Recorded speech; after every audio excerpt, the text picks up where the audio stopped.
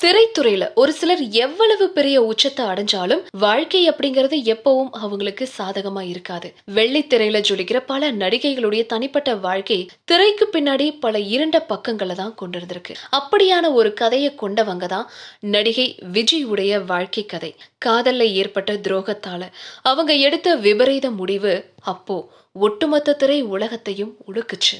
1966 பிறந்த நடிகை விஜய் 1982 வருஷம் கங்கை அமரன் இயக்கத்துல வெளியான கோழி கூவுது திரைப்படத்தின் மூலமா தமிழ் சினிமாவில அறிமுகமானாங்க. இந்த திரைப்படத்துல பிரபு மற்றும் சில்க் ஸ்மிதா, சுரேஷ் இவங்களோட சேர்ந்து நடிச்சிருப்பாங்க. குறிப்பா இந்த படத்துல சுரேஷோட அவங்க சேர்ந்து ஆக்ட் பண்ணியிருந்த ஏதோ மோகம் ஏதோ தாகம் பாடல் இன்னைக்கு வரைக்கும் சூப்பர் ஹிட் ஆகி அவங்களுக்கு ரொம்ப பெரிய அடையாளத்தை பெற்று கொடுத்துச்சுன்னு சொல்லலாம். சோ இதை தொடர்ந்து தமிழ், தெலுங்கு, மலையாளம் அப்படின்னு பல மொழிகளையும் பிரபு, ரஜினிகாந்த், மோகன்லால் போன்ற உச்ச நட்சத்திரங்களோட சேர்ந்து சுமார் 40க்கும் மேலான திரைப்படங்கள்ல ஆக்ட் பண்ணிருக்காங்க.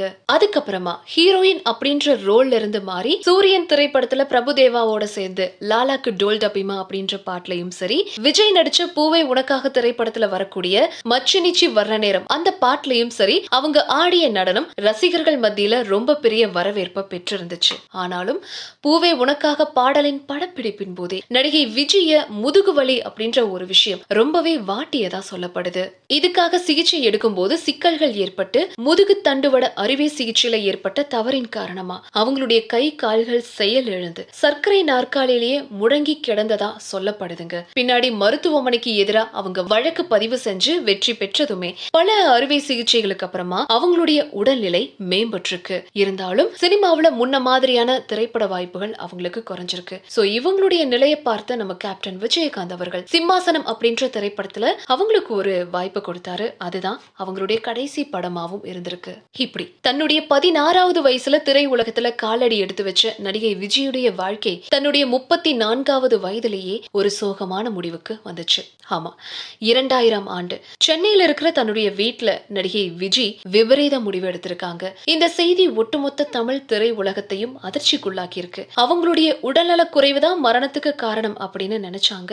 ஆனா அவங்க எழுதி வச்சிருந்த ஒரு தற்கொலை குறிப்பு அப்படிங்கிற ஒரு விஷயம் உண்மையான காரணத்தை வெளிப்படுத்தியதா சொல்லப்படுது. அந்த குறிப்புல நடிகை விஜய் ஒருத்தரோட காதல் வயப்பட்டு இருந்ததாவும், ஆனா ஒரு நிகழ்ச்சியில தன்னை கடுமையா அந்த நபர் தன்னை பேசியதாவும் அந்த குறிப்புல குறிப்பிட்டிருந்திருக்காங்க. இதன் அடிப்படையில போலீசார் அந்த நபரை கைது பண்ணி சில வருஷங்களுக்கு அப்புறமா விடுவித்திருக்காங்க. அது மட்டும் இல்லாம தன்னுடைய கடைசி குறிப்புல தன்னுடைய உடலை பிரேத பரிசோதனை செய்ய வேண்டாம் அப்படின்னு அவங்க கோரிக்கை வச்சிருந்ததா சொல்லப்படுது. 80 காலகட்டங்கள்ல ஒரு சில திரைப்படங்கள்ல மட்டுமே நடிச்சு இவங்க மறைஞ்சிருந்தாலும் இவங்க நடிச்ச படங்களும் சரி, முக்கியமா கோழி கூவுது அப்படின்ற திரைப்படத்துல இடம்பெற்ற ஏதோ மோகம் அப்படின்ற பாடலும் சரி, இன்னைக்கு இருக்கிற 2K கிட்ஸ் வரைக்கும் ரொம்ப பரவலாவும் ரொம்ப ஃபேமஸான ஒரு பாட்டும் அப்படின்னு சொன்னா நிச்சயம் அது மிகையாகாதுங்க. உங்க கையால ஓபன் பண்ணுங்க. Netflix 9 OTT வந்து என்னுடைய நெஞ்சார்ந்த வாழ்த்துக்கள். நல்லா வரட்டும், நல்ல படங்கள் வரட்டும், பெரிய லெவலில் வரட்டும். நான் வாழ்த்துறேன். தேங்க்ஸ்.